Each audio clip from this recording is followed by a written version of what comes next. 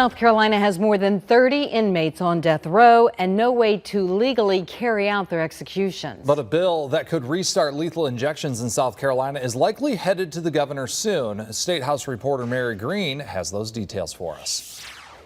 Earlier this year, state senators passed what's known as a SHIELD law bill. And Wednesday, the House of Representatives approved that bill in a vote largely along party lines. It could allow South Carolina to begin carrying out executions for the first time since 2011. South Carolina has 3 methods of executing convicted inmates sentenced to die: firing squad, electric chair, and lethal injection. The firing squad and electric chair are currently on hold, pending a court review into their legality. And the state says it can't carry out lethal injections because it hasn't been able to get the drugs it needs to do that since its batch expired a decade ago. This bill, called a SHIELD law, would keep drug manufacturers and pharmacies' identities hidden from public disclosure if they sell South Carolina lethal injection drugs. Families of the victims cannot get closure because, notwithstanding the fact that a sentence of execution has been handed down, we are unable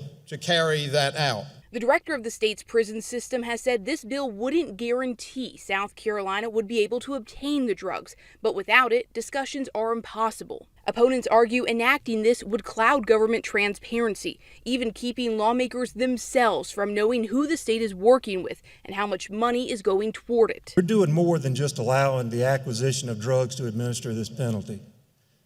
We're giving away any oversight that the agency has over this process and essentially just letting it all be done in the dark. Don't tell us about it. We don't want to know us about it. Just bring out a dead body.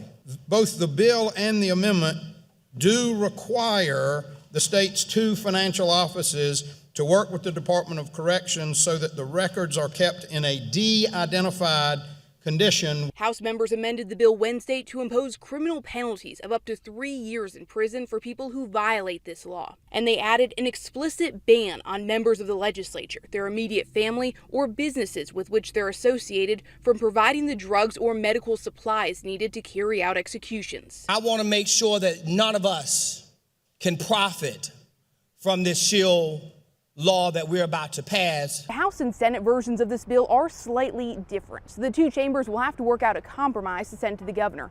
I spoke with the author of this bill, Senator Greg Hembry, on Wednesday, and he told me he's optimistic they'll be able to reach an agreement. Reporting from the State House, I'm Mary Green.